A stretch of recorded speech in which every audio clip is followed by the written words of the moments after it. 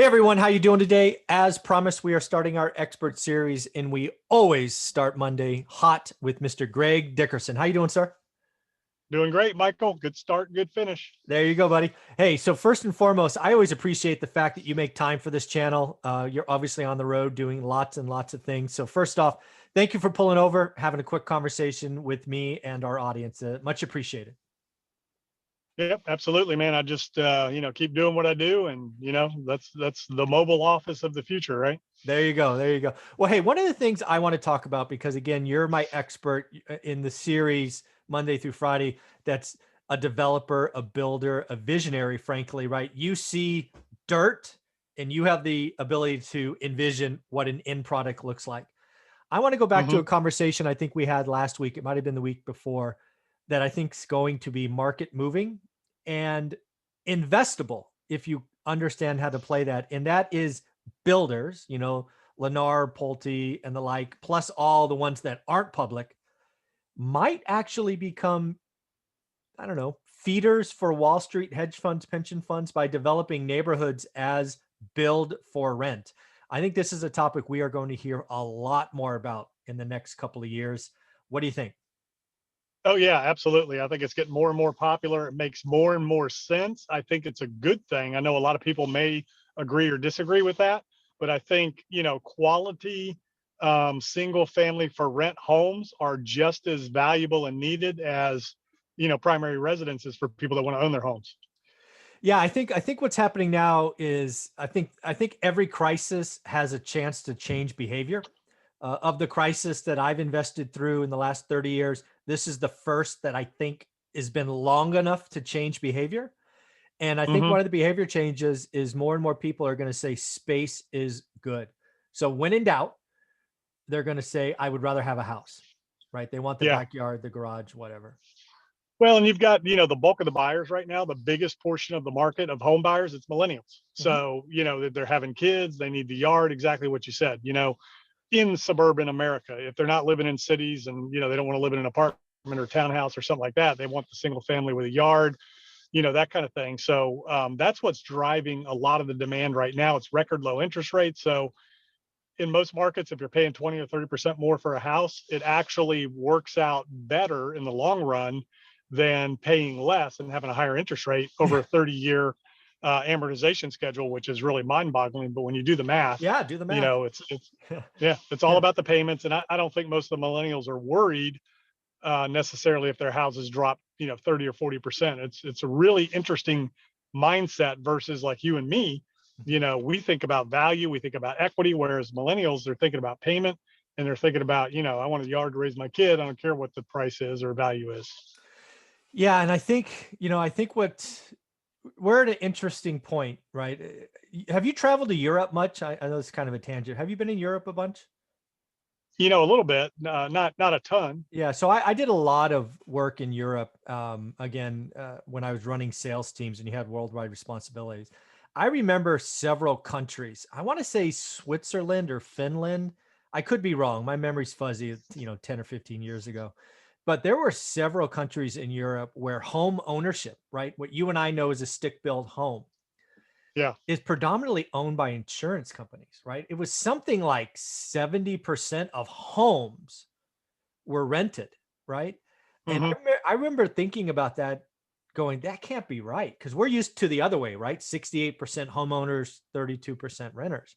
But there are many, many, many countries in Europe where it's the other way. And I think we might be on a path, right? If we have new construction, we have inflation in materials and lumber and all of that.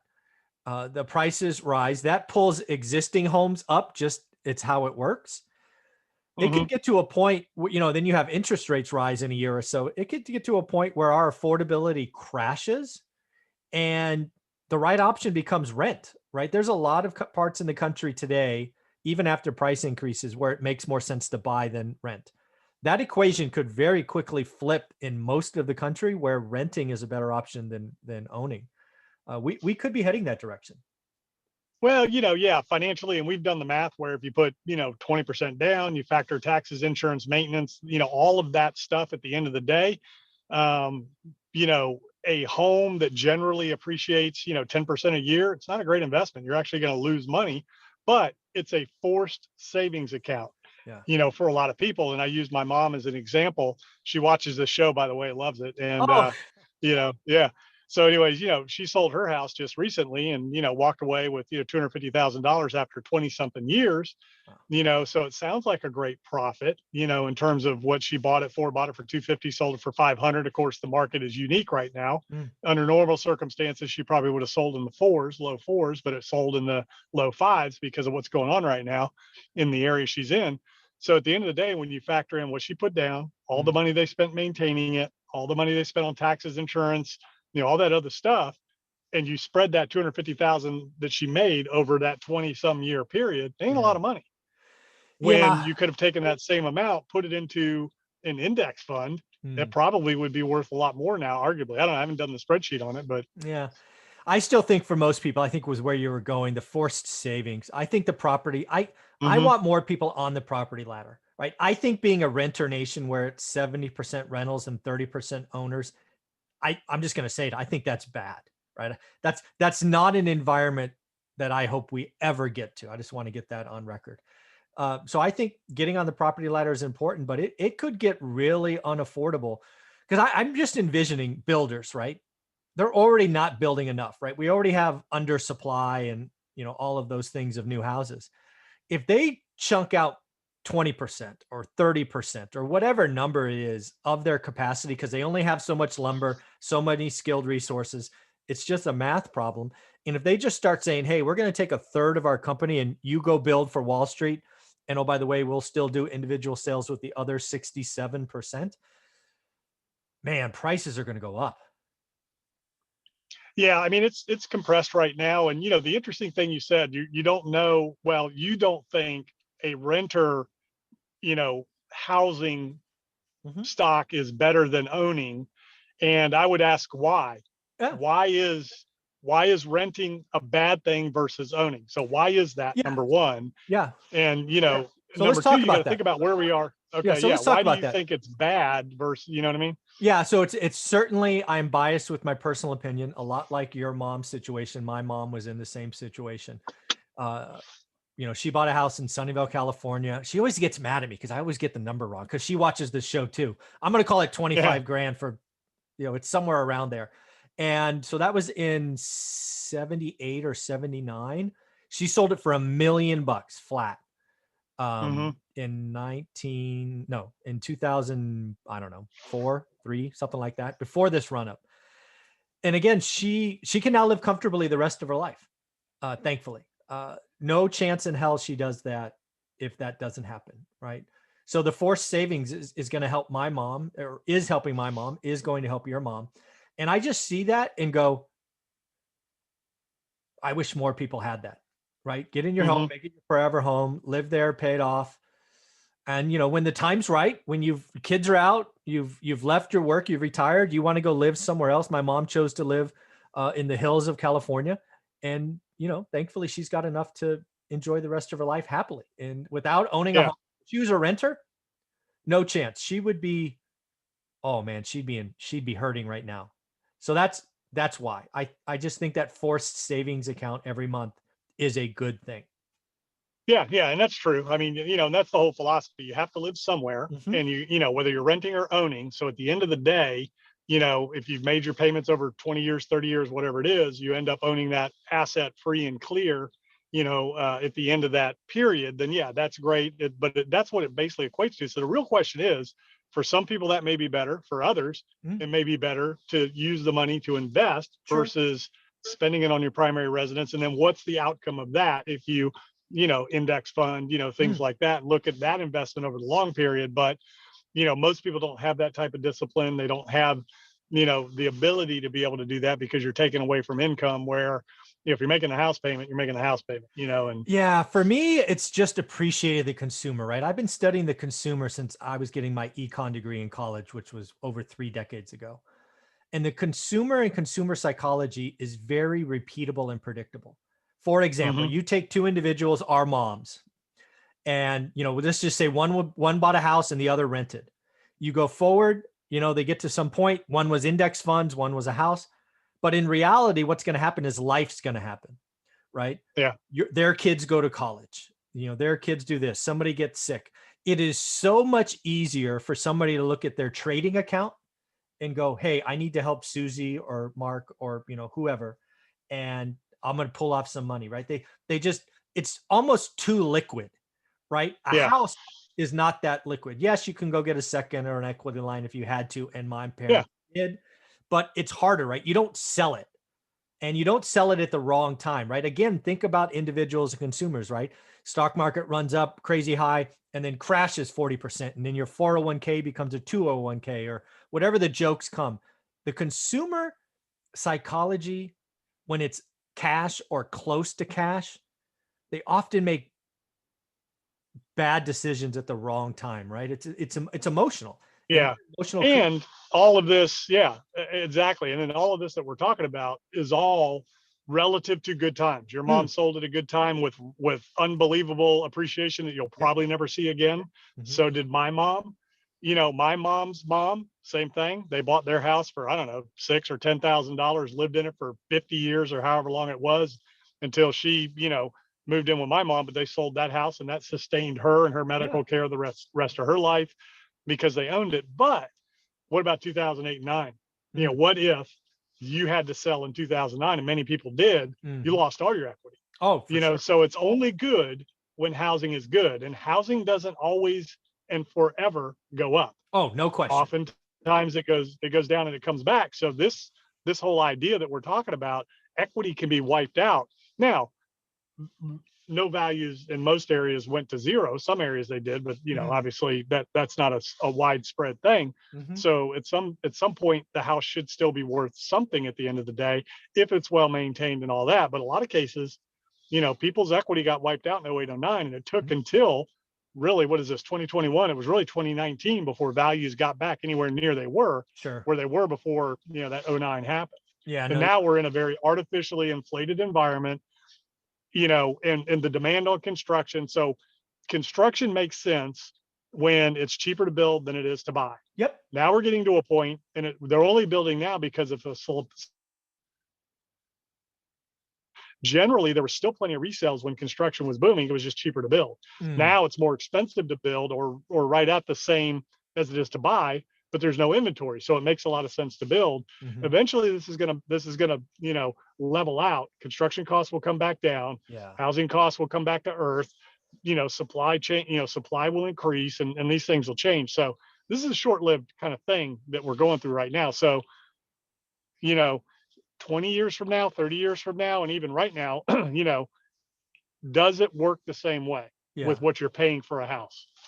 Yeah, no, that's all good. But again, when I think about back to the sort of topic on this one is new construction becoming a model for builders.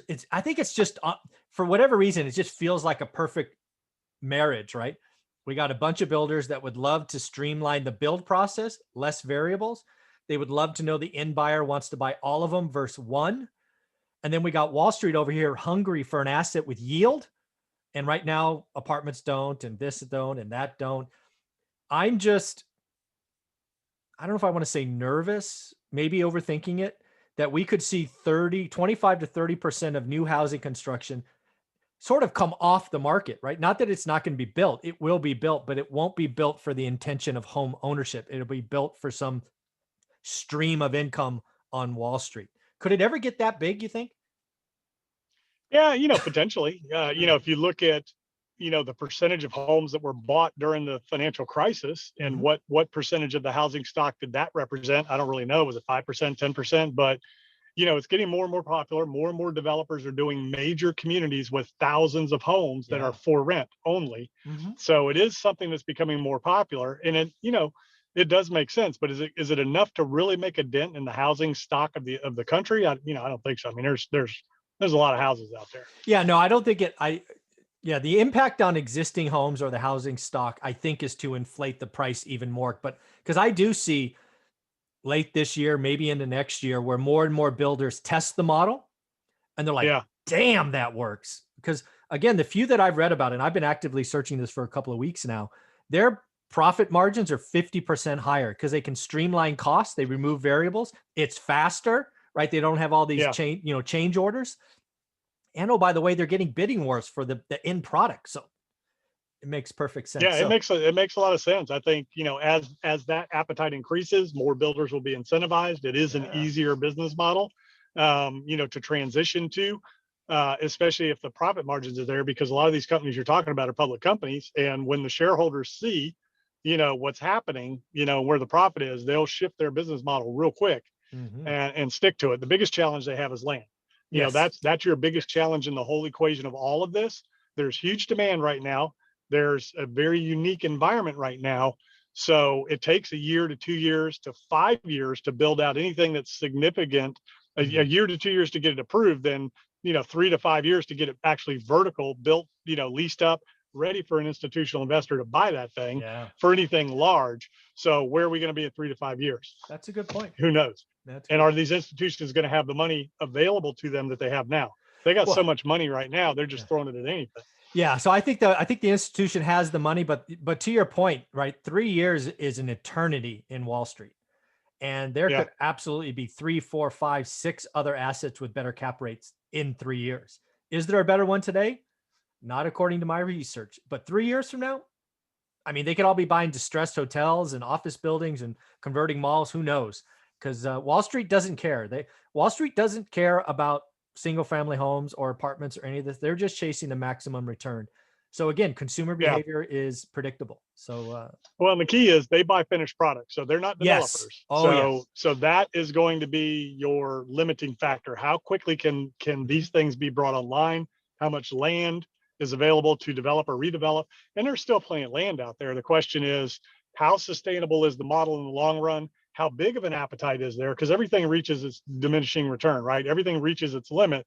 So, I mean, what is the real absorption rate of rental units if every house in the country all of a sudden became a rental unit? Well, I guess you wouldn't have any choice, but you'd have to rent. But the question is, what is the appetite for, owning versus renting? So there's only so much that people are going to want to do. Because like you said, owning a house is still great for a lot of people. That's not going to change, Yeah. and the government's not going to step in and change that. The government is wanting to incentivize more and more home ownership because of what you said, for savings. The government realizes we get people that own their homes, we don't have to take care of them. Exactly.